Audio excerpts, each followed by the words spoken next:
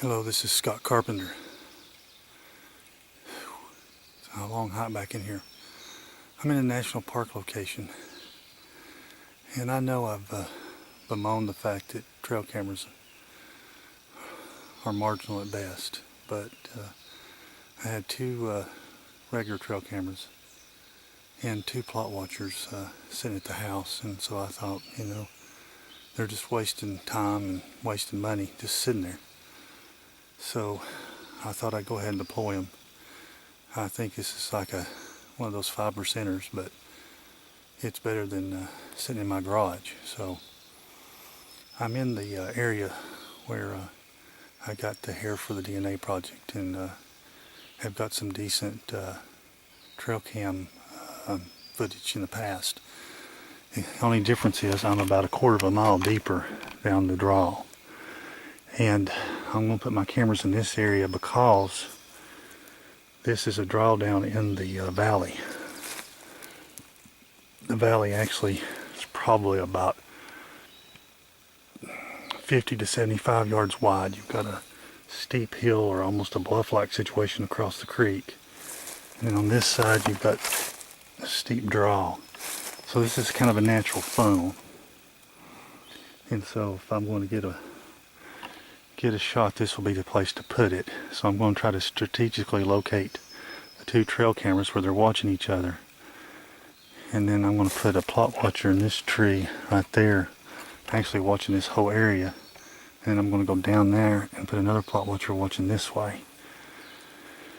And so hopefully I can kind of saturate this area. In the past, that's been successful strategy because it forces the Bigfoot to do something. There's cameras they can't pass through without either being, captured or disabling them. And in the past, they've disabled them in multiple ways. So we'll give it a try. All I can do is not work, and we'll see how it goes.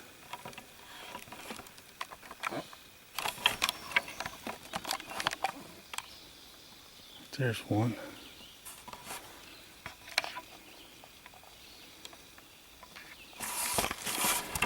Watching this whole valley.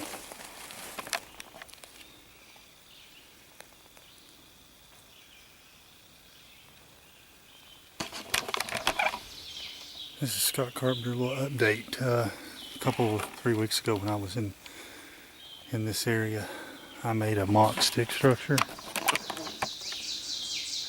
and I balanced a stick or a limb and laid it in there, and the limb's gone.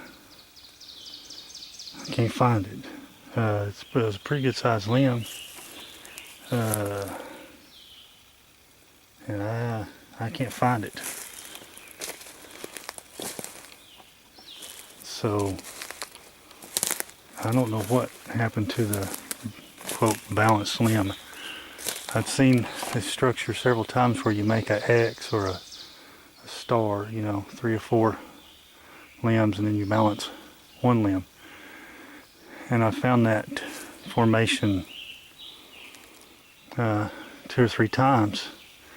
The interesting thing is, every time I make a similar formation, the stick that's balanced gets broken in two, thrown down, or taken out. And in the public land location, I even taped the stick. So, it was taped in place with packing tape, so it couldn't be said that it blew out or whatever. And it was still pulled out and destroyed. So this is kind of interesting. When I leave, I'll balance another stick and we'll see what happens.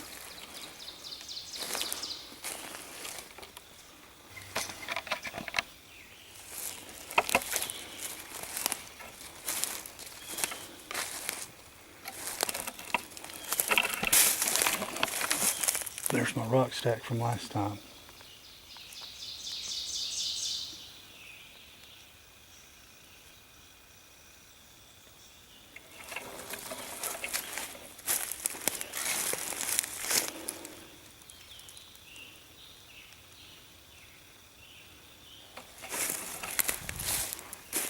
I made this little thing here.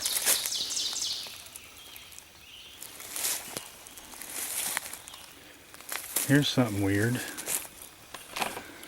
Alright, I'm in the area where I'm trying to establish some sort of feeding station. I did the little rock stack thing and did the little pyramid thing, and I left 2 apples right there. Well, look what I find here. And those are just laying there just like that. I have no clue.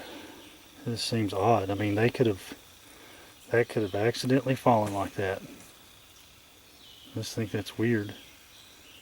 There were 2 apples sitting here, and then now the 2 sticks. So more weird stuff.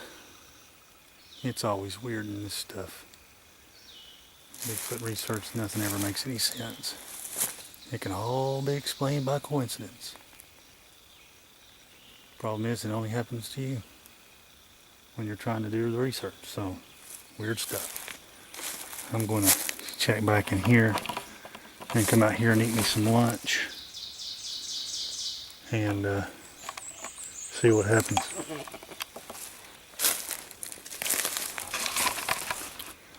Alright, a little update. I'm getting ready to leave the area where I'm trying to establish the feeding station. On the way out, I'll show you where the cameras are. Here's the valley. A little 360. I'm at the end of it. The old trail goes off down through there. It gets so thick you have to crawl on your hands and knees to get through there. There's actually no drill bed right there. There was at the turn of the century, there was a community in here. And when they formed the park, of course, everybody had to move out.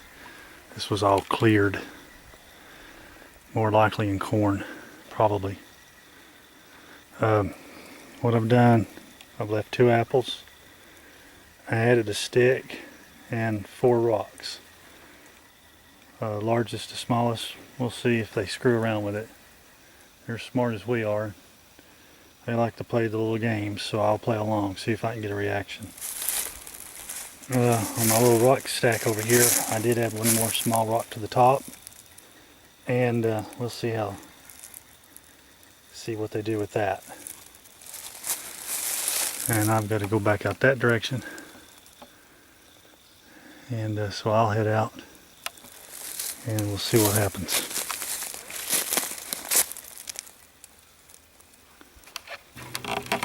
I'm down here where I made that little, I don't know what you call it, stick structure. Pretty pitiful, but you got their attention. I balanced another stick out there. We'll see if they do anything with it. Alright, I want to show you a camera location. I've got what's called a plot watcher, or a time-lapse camera.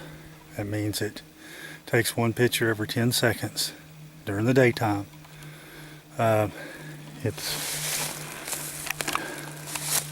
See all that mess down there? There was a couple of hemlock trees that had fallen, and I found a good location to hide it and camouflage it. And so basically it's sitting down there shooting straight up the creek bottom. And so if any of the big guys are walking this creek bottom, they'll be in the lens focus for quite a while. So 1 camera's right there. I've got the others are down here. I'll show you when I get there.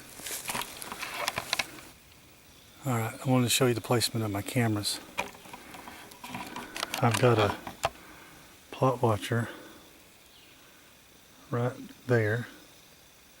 It's hard to see. It's camouflaged pretty good. There he is.